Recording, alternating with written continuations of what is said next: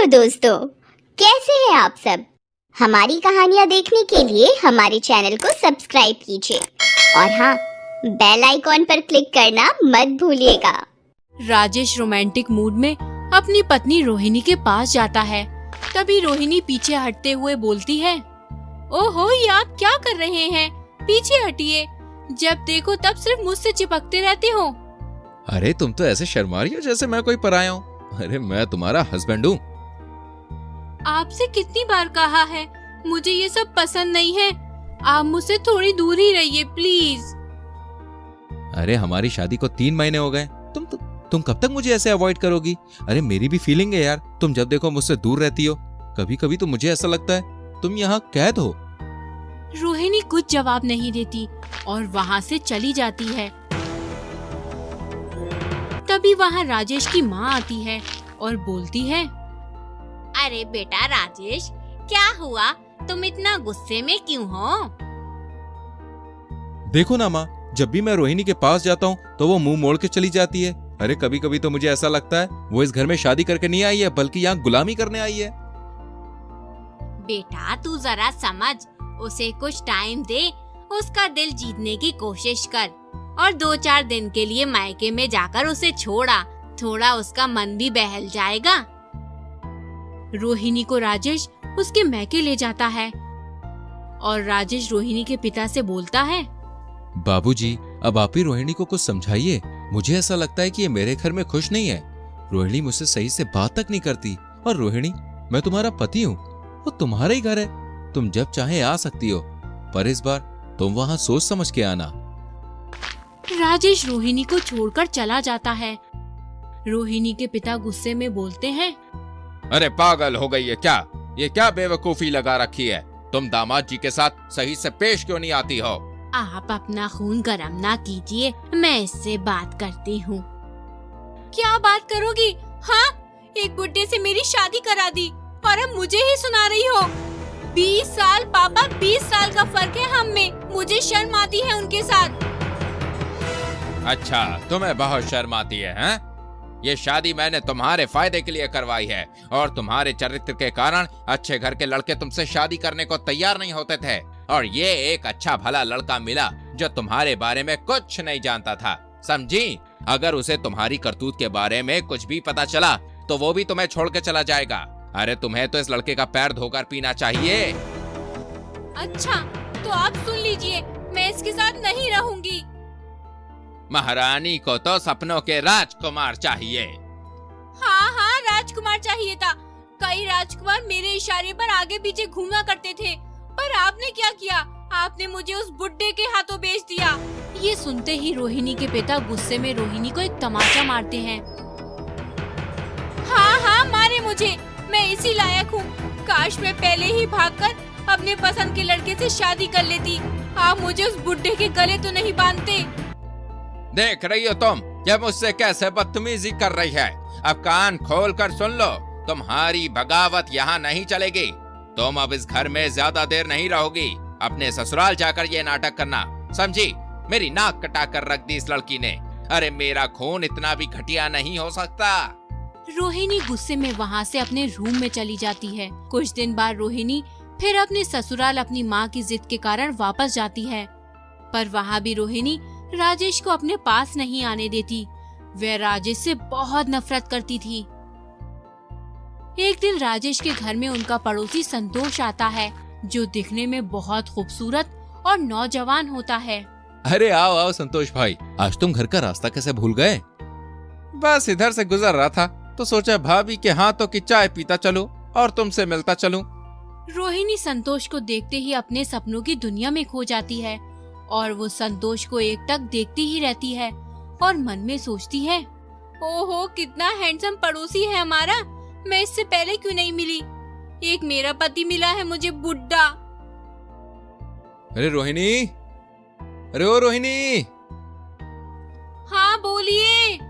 संतोष के लिए कुछ ठंडा गरम ले आओ। रोहिणी किचन में चली जाती है। वहाँ भी वो संतोष के ख्याल में खोई हुई होती है। मेरी तो किस्मत ही खराब है, ये बुड्ढा मेरा पीछा कभी नहीं छोड़ेगा।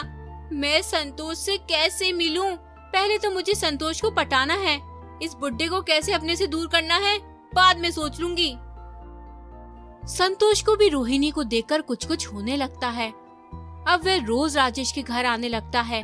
रोहिणी उसे अपने पास लाने की पूरी कोशिश करती है। धीरे धीरे दोनों में नजदीकियां बढ़ने लगती हैं। अरे रोहिणी, हम दोनों यहाँ पर है। अगर राजेश ने हमें देख लिया तो अनर्थ हो जाएगा। अरे तुम इतना डरते क्यों हो? मैं उस बुड्ढे के सोने से पहले ही नींद की गोली पानी में मिलाकर पिला देती हूँ। डोंट वरी, बस तुम्हारा सारा ध्यान मुझ पर होना चाहिए। यार, अब मैं उस बुड्ढे के साथ रहकर थक चुकी हूँ। प्लीज मुझे इस नर्क से बाहर निकालो। जाने मन, ये बुड्ढा तो हमारे लिए सोने का अंडा देने वाली मुर्गी है। अभी तो मैं अपना बिजनेस बनाने के लिए पैसे का इंतजाम कर रहा हूँ। कितने पैसे लगेंगे? यही कोई 5 लाख रुपए। सिर्फ 5 लाख? मिल जाएंगे। एक पैसा ही तो है जो इस बुड्ढे के पास भरे पड़े हैं। जब चाहे ले जाना, बस तुम मेरा ख्याल रखना और मैं तुम्हारा। अभी कहाँ है तुम्हारा पति? वैसे होगा बुड्ढा दवा खाकर पड़ा हुआ।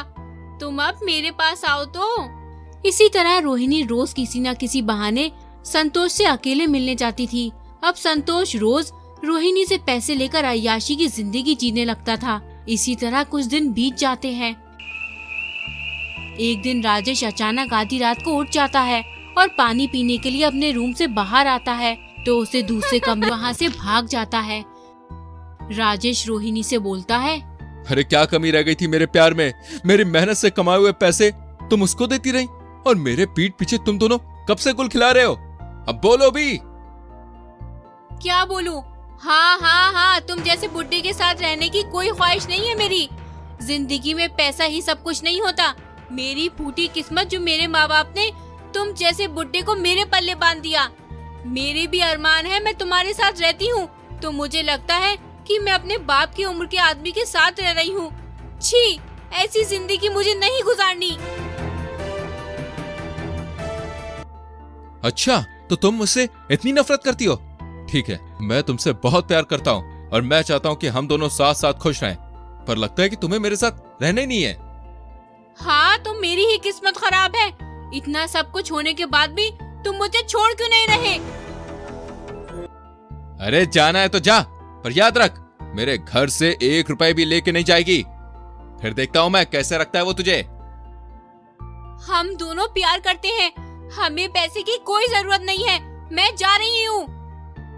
रोहिणी राजेश का घर छोड़कर संतोष के घर चली जाती है, जहाँ संतोष रोहिणी को देखकर भौचक्का रह जाता है और आश्चर्य से पूछता है, रोहिणी, तुम यहाँ बैग लेके क्यों आई हो? अरे जाने मन, ये कैसा सवाल है? मैं उस बुड्ढे को छोड़कर तुम्हारे पास आ गई हूँ, हमेशा हमेशा के लिए। चलो हम जल्दी से शादी कर लेते हैं। शादी है? ये क्या बोल रही हो? अरे मुझे तुमसे कोई शादी नहीं करनी। मेरी शादी गांव में पहले ही हो चुकी है और मेरे 2 बेटे भी हैं। ये सुनते ही रोहिणी के पैर तले जमीन खिसक जाती है और वो गुस्से में बोलती है, तुमने मुझसे शादी करने का वादा किया था और हम दोनों प्यार करते हैं, तो तुमने मुझे इसका मतलब धोखा दिया है। कितनी भोली भाली हो तुम। अरे मैंने तुम्हें कोई धोखा नहीं दिया, बल्कि तुम अपने पति को धोखा दे रही थी। मैं तो तुम्हारे साथ वो सब सिर्फ पैसों के लिए कर रहा था। अरे प्यार व्यार हमारे बीच में कुछ नहीं था। मैं तो तुम्हारे साथ टाइम पास कर रहा था। रोहिणी संतोष की बातें सुनकर फूट फूट कर रोने लगती है। तभी वहाँ राजेश आ जाता है और उससे बोलता है, जानती हो, मैं कब से जानता था कि तुम्हारा अफेयर है, पर मैंने कभी भी छोटी मोटी गलतियों पे तुम्हें नहीं टोका, क्योंकि मुझे तुम पर विश्वास था कि तुम मेरे प्यार को समझोगी। पर तुम्हारे दिमाग में मेरी उम्र के अलावा और कुछ था ही नहीं। मुझे लगता था कि मेरी बीवी रोहिणी वापस एक दिन मेरे पास आ जाएगी। इतना बोलकर राजेश भी रोने लगता है। रोहिणी राजेश से माफी मांगती है और राजेश उसे माफ कर देता है। हमारी कहानियाँ देखने के लिए हमारे चैनल को सब्सक्राइब कीजिए और हाँ, बेल आइकॉन पर क्लिक करना मत भूलिएगा।